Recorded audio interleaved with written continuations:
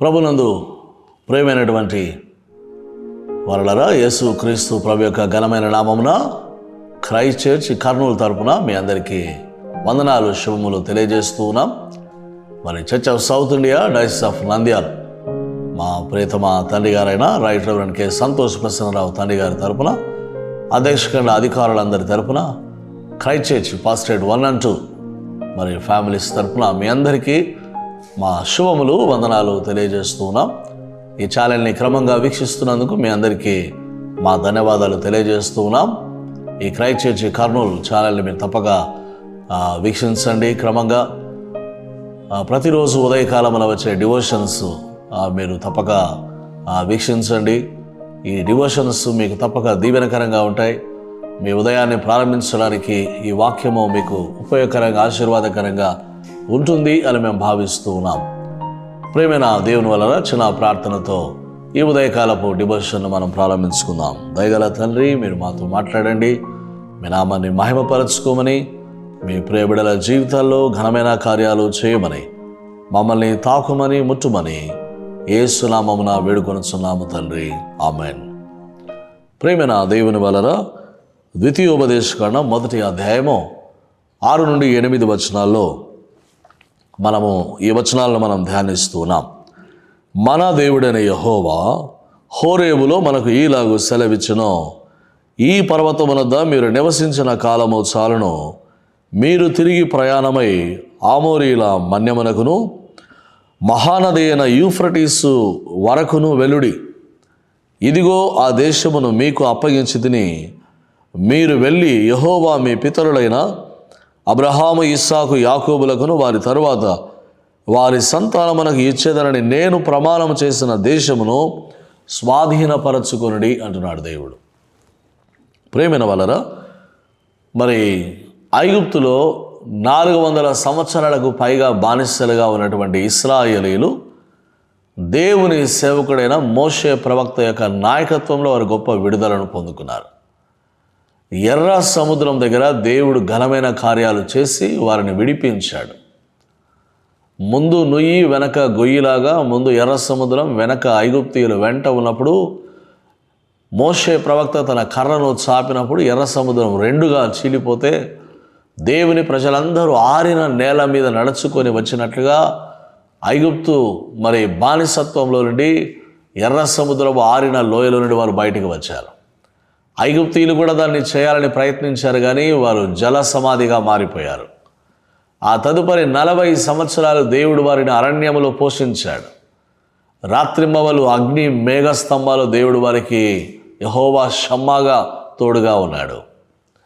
ప్రేమైన దేవుని వలన వారు క్షేమంగా గమ్యం చేరేంత వరకు ఇమానుయేలు దేవునిగా ప్రభువు వారికి తోడై ఉండి నడిపించాడు. అయితే వీరు వాగ్దాన భూమికి వెళ్ళాలి, కానీ వీరు అరణ్యంలోనే 40 సంవత్సరాలు సంచారం చేస్తున్నారు. తిరిగిన దారిలోనే తిరుగుతున్నారు, వెళ్ళిన త్రోవలోనే వెళ్తూ ఉన్నారు, సంచరించిన గ్రామాల్లోనే మళ్ళీ సంచారం చేస్తున్నారు. దేవుడు అంటున్నాడు, ఎంతకాలం మీరు ఇలా తిరుగుతారు? నేను మీ పితరులకు వాగ్దానం చేసి నేను మీ పితరులకు అప్పగించేశాను ఎప్పుడో. ఆ భూమిని మీరు ఎందుకు స్వాధీనం చేసుకోలేకపోతున్నారు? మీరు వెళ్ళండి అని దేవుడు మాట్లాడుతూ ఉన్నాడు. ప్రేమైన దేవుని వలన ఈ నూతన సంవత్సరంలో దేవుడు అనేకమైన వాగ్దానాలు మన సొంతం చేయాలని ప్రభువు కోరుకుంటున్నాడు. నీ ప్రార్థన జీవితంలో, నీ విశ్వాస యాత్రలో రక్షణ ఆనందముతో, పరిశుద్ధాత్మ నింపుదలతో, కృపావరములతో అభిషేకించబడిన సంఘముగా నీవు అలంకరింపబడుట ప్రభువు చూడాలని ఆశపడుతూ ఉన్నాడు. అయితే చాలాసార్లు మనము బాల్య స్థితి ఏ రీతిగా ఉంటుందో, పాలు తాగే పసిబిడ్డల్లాగానే ఇంకా మూలోపదేశాల చుట్టూ మనం తిరుగుతూ ఉంటాం. సంప్రదాయాలంట, మరి వ్యవస్థీకృతమైనటువంటి ఆరాధన క్రమాల్లో మనం కొనసాగుతూ పరిపూర్ణత పొందే విషయంలో మనం చాలాసార్లు నిర్లక్ష్యంగా, లేకపోతే అంటున్నట్లుగా, లేదంటే పట్టి పట్టనట్లుగా ఒక విధమైన స్టాగ్నేషన్, ఒక విధమైన ఆధ్యాత్మిక సోమరితనం, లేదా ఒక విధమైనటువంటి గురి గమ్యము లేని ఆ వారంగా మనం ఉంటాం. సోమరివాడు తన పరుపు మీద తిరుగుతూ ఉంటాడు అన్నాడు సామెత గ్రంథకర్త. తలుపు ఎన్నిసార్లు తీసినా వేసినా అది అక్కడే ఉంటుంది, అది తిరిగే క్రమం. అదే రీతిగా చాలామంది జీవితాల్లో అక్కడే సంసోను కన్నులు తీసివేయబడినప్పుడు గానుగా తిప్పేవానిగా మారిపోయాడు. రోజంతా తిరిగినా అక్కడే ఉంటాడు, కానీ సంసోను అది దాటి ఎక్కడికి వెళ్ళలేడు. కారణం అతని కళ్ళు పెరిగివేయబడ్డాయి. ఈరోజు మనకు ఆధ్యాత్మిక దృష్టి లేకపోతే మనం ఎటు వెళ్తున్నామో తెలియక భవిష్యత్తు పట్ల ఎలాంటి ఆశ, ఎలాంటి ఆశయాలు, ఎలాంటి తృష్ణ, ఎలాంటి ఆధ్యాత్మిక చింతన, కోరికలు లేకుండా మనం కూడా అక్కడే ఉండిపోతాం. దేవుడు పిలుపునిస్తున్నాడు, మీరు వెళ్ళి స్వాధీనము చేసుకొనండి అంటున్నాడు. You go and conquer it. మీరు దాన్ని అక్వైర్ చేసుకోవాలా. దేవుడిచ్చిన ఆశీర్వాదాలు ఏవైతే ఉన్నాయో వాటిని మీరు సొంతం చేసుకోవాలా. మీరు ఉండిపోవడం కాదు, మీరు సాగిపోవాలి. ఇలాంటి క్రమంలో ఏలియా ప్రవక్తలు మనం ఒకసారి జ్ఞాపకం చేసుకున్నట్లయితే, దేవుని వలన రాజులు మొదటి గ్రంథం 19వ అధ్యాయంలో ఏలియా చేసినదంతయును, అతడు ఖడ్గము చేత ప్రవక్తలందరినీ చంపించిన సంగతియును ఆహాబు యెజెబెలునకు తెలియజెప్పగా, ప్రేమిన దేవుని వలన బయలు ప్రవక్తల్ని ఏ రీతిగా చంపివేశాడో, ఆకాశం నుండి అగ్ని వచ్చేలా ఏ రీతిగా ప్రార్థన చేశాడో, బయలు ప్రవక్తలందరినీ చంపివేసినప్పుడు ఆహాబుకు యెజెబెలుకి ఎంత కోపం వచ్చిందో అవన్నీ తెలుసుకున్నప్పుడు ఏలియా భయపడి పారిపోతున్నాడు. ప్రేమిన వలన 3వ వచనంలో చూస్తున్నాం, కాబట్టి అతడు ఈ సమాచారం తెలుసుకుని లేచి తన ప్రాణము కాపాడుకున్నటకై పోయి యూదా సంబంధమైన బెయేర్షెబాకు చేరి అక్కడ ఉండుమని తన దాసునితో చెప్పి, ఒక దిన ప్రయాణం అరణ్యములోనికి పోయి ఒక బదరి వృక్షం కింద కూర్చుండి మరణాపేక్ష గలవాడ ఏమంటున్నాడంటే, యెహోవా నా పితరుల కంటే నేను ఎక్కువ వాడను కాను, ఇంత మటుకు చాలును అంటున్నాడు. ఇంత మటుకు చాలును, నా ప్రాణము తీసుకొనుము అని ప్రార్థన చేస్తున్నాడు. మనం కూడా కొన్నిసార్లు శ్రమలు, ఇబ్బందులు, కష్టాలు, కన్నీళ్ళు కలిగినప్పుడు ప్రాణము పోతే మంచిది అన్నట్లుగా మరి ఆలోచన చేస్తూ ఉంటారు. ప్రేమైన వలన కొంతమంది ప్రాణాలు తీసివేసుకునేవారుగా కూడా సూసైడల్, కమిటింగ్ సూసైడ్స్. ప్రేమైన దేవుని వలన ఆత్మహత్య లేకపోతే ప్రాణాలు పోతే సమస్యల నుండి పరిష్కారం అని చాలామంది అనుకుంటారు. అది ఎంత మాత్రం కానే కాదు. యేసుక్రీస్తులో లేకుండా, రక్షణ అనుభవం లేకుండా, పరిశుద్ధాత్మ నడిపింపు లేకుండా, మరి దేవుని వలన విశ్వాసం లేకుండా ప్రాణాలు కోల్పోయే ప్రతి వ్యక్తి తప్పక నరకానికే వెళ్తాడు. యేసుక్రీస్తులో రక్షణ అనుభవం కలిగిన వ్యక్తి దేవుని పిలుపు కొరకు కనిపెట్టుకొని ఉంటాడు. చాలాసార్లు మన కష్టాలకు, మన కన్నీళ్లకు పరిష్కారం మరణము కాదు.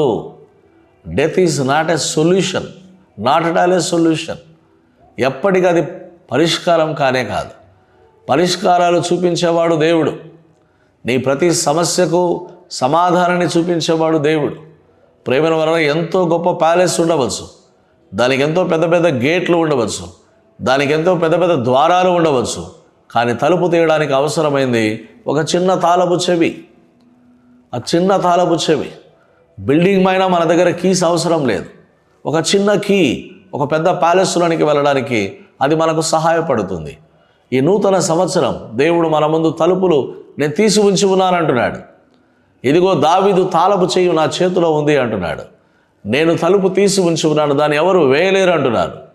దేవుడు తలుపులు వేస్తే తీయగలిగిన వాడు లేడు, దేవుడు తలుపులు తీస్తే వేయగలిగిన వారు లేరు. మరణాన్ని జయించి తిరిగి లేచిన యేసుక్రీస్తు ప్రభు మాత్రమే ఈ నూతన సంవత్సరంలో నూతన భవిష్యత్తు కొరకు నీ కొరకు ద్వారములు తెరిచేవాడై ఉన్నాడు. ప్రేమైన వలన మహాశూర ప్రవక్త ఏలియా ప్రార్థించినప్పుడు పరలోకము నుండి అగ్ని దిగి వచ్చింది. ఆయన ప్రార్థించినప్పుడు పరలోకము నుండి సమృద్ధిగా దేశం మీద 3.5 సంవత్సరాల కరువు పోయేలా దేవుడు వర్షాన్ని సమృద్ధిగా కుమ్మరించాడు.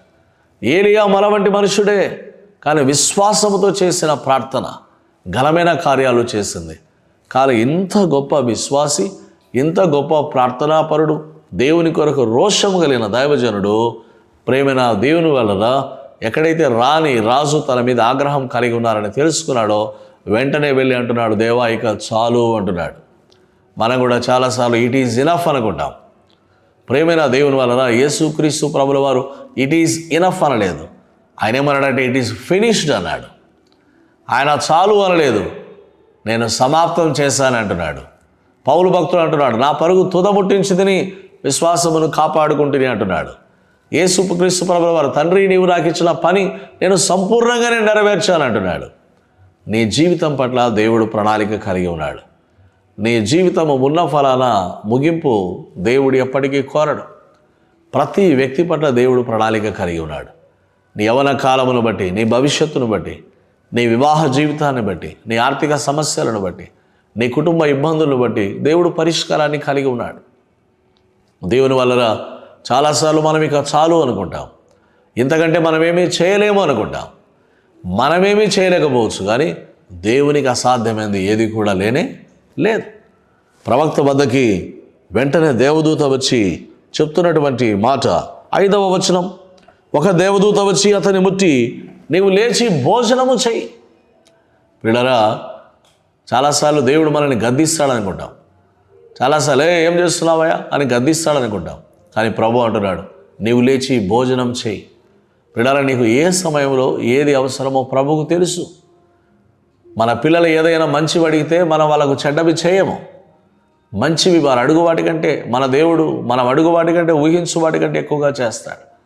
ఏలియా ప్రవక్త ఆకలి కొనిన స్థితిలో దేవుడు అంటున్నాడు, లేచి భోజనం చెయ్యి.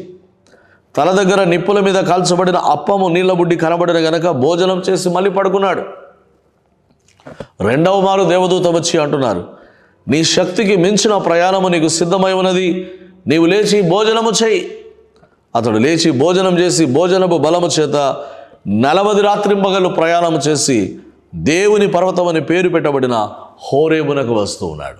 ప్రేమైన దేవుని వలన 2 మార్లు ఆయన భోజనం చేసి ఆ భోజనం శక్తితో 40 రోజుల ప్రయాణం చేస్తున్నాడు. 40 days జర్నీ. వినరా, అందుకే వాక్యం ఏమంటుందంటే, నరులు రొట్టె వలన మాత్రము కాదు కానీ దేవుని నోట నుండి వచ్చు ప్రతి మాట వలన నరులు బ్రతుకుదురు కదా. దేవుని వాక్యం జీవవాక్యం, జీవాహారం.